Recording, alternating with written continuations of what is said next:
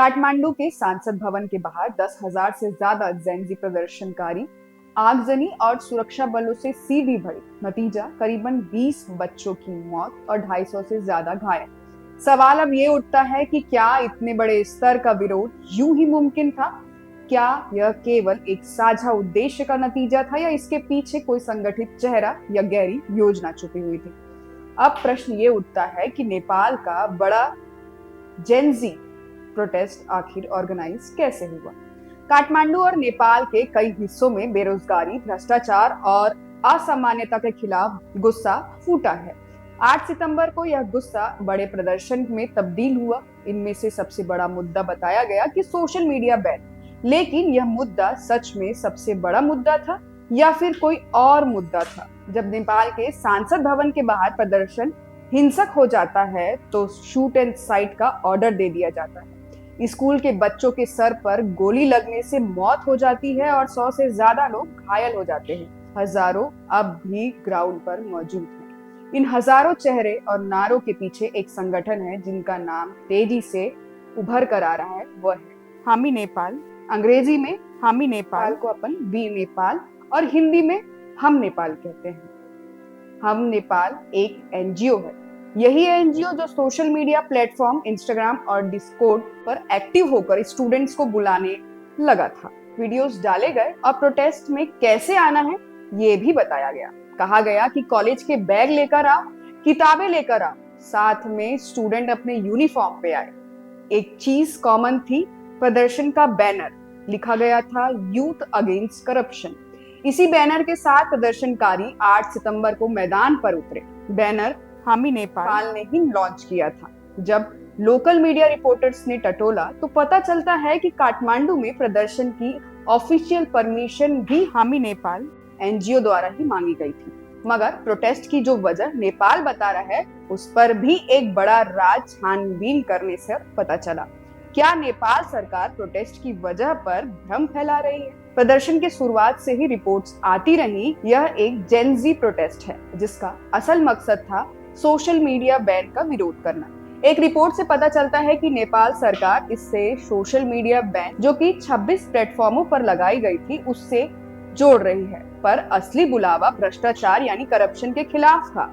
Social media app के ban उसके खिलाफ नहीं था। यह प्रोटेस्ट ऑर्गेनाइजर ने पहले ही आशंका जताई थी कि इससे हिंसा हो सकती है। एनजीओ ने पहले ही अथॉरिटी को इसकी चेतना दी थी। ऐसे में सवाल आता है कि एक एनजीओ कैसे इतना बड़ा प्रोटेस्ट कर सकती है, इतना सब आखिर कैसे कर सकती है? यह समझने के लिए हामी नेपाल एनजीओ के बारे में डिटेल में जानना जरूरी है। प्रोटेस्ट के पीछे का चेहरा था हामी नेपाल। एनजीओ की शुरुआत 2015 में हुई थी। शुरुआत में इस संस्था ने भूकंप और बाढ़ जैसी आपदाओं में रेस्क्यू एंड रिलीफ वर्क के खिलाफ काम किया।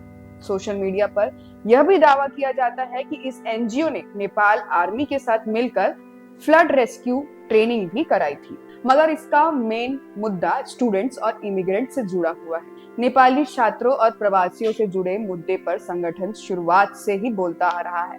जब इस साल उड़ीसा कलिंगा यूनिवर्सिटी में एक नेपाली छात्रा की मौत का मामला सामने आया तब इस एनजीओ ने इस मामले पर खुलकर सामने आया, मगर कभी पॉलिटिकल रूप से मुखर नहीं हुआ था। फिर 6 अगस्त 2025 को वो पहली तारीख थी कि जब हामी नेपाल के 36 साल के फाउंडर सुडान गुरुङ ने पहली बार खुलकर करप्शन के खिलाफ पोस्ट डाली। सुडान गुरुङ ने 8 सितंबर को प्रोटेस्ट का ऐलान कर दिया।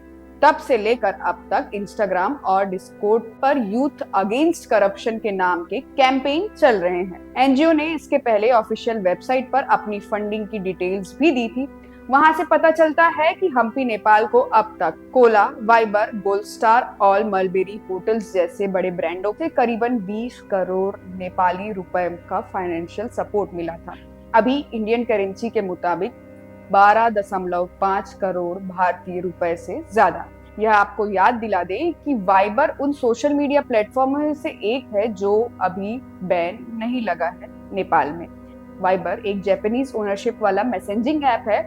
उसे भी हम्पी नेपाल को पोस्ट में फीडिंग मिल रही है।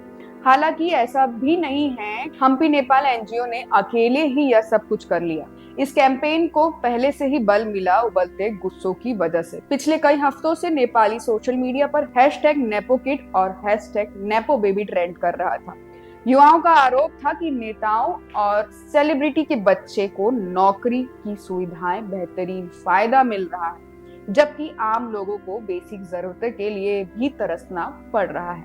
अब जब सोशल मीडिया प्लेटफॉर्म की नेपाल में एक्सेस पर पाबंदी लगाई गई, तो वीपीएन का इस्तेमाल किया जा रहा है। वीपीएन टेक्नोलॉजी से इंटरनेट पर आपकी लोकेशन बदली जा सकती है, जिससे आप जिन प्लेटफॉर्म का एक्सेस कर रहे हैं उन्हें पता नहीं चलेगा कि आप नेपाल के यूजर। तो इसी टेक्नोलॉजी का इस्तेमाल करके नेपाल के युवाओं अपने प्रोटेस्ट को कोऑर्डिनेट कर रहे थे। वीपीएन कंपनी प्रोटोन वीपीएन ने इस बारे में एक रिपोर्ट जारी करते हुए कहा कि बीते 3 दिनों में इस प्लेटफॉर्म पर नेपाल के रजिस्ट्रेशन करीबन 6000% बढ़ गए, यानी बैन लगने के पहले ही उसे बाईपास करने की तैयारी शुरू हो चुकी थी। बाईपास कर लेने के बाद अब वो डिस्कॉर्ड सर्वर भी चालू है, जिसमें सारी प्लानिंग शुरू हुई, मगर अब वह गुस्सा और गम दोनों पर उसे गए। वजह है प्रदर्शन में हुई मौत और इंजरीज। तकरीबन 20 लोगों की मौत हो जाने के बाद प्रोटेस्ट ऑर्गेनाइजर ने यह ऐलान कर दिया कि कल से कोई स्टूडेंट क्लास नहीं जाएगा। सभी स्कूल, कॉलेज और यूनिवर्सिटी अनिश्चितकालीन के लिए बंद रहेंगी, जब तक सरकार इन मौतों की जवाब देने के लिए सहमति नहीं जताएगी। अब आगे क्या होगा, यह भी विरोध की अवधि की तरह अनिश्चित है।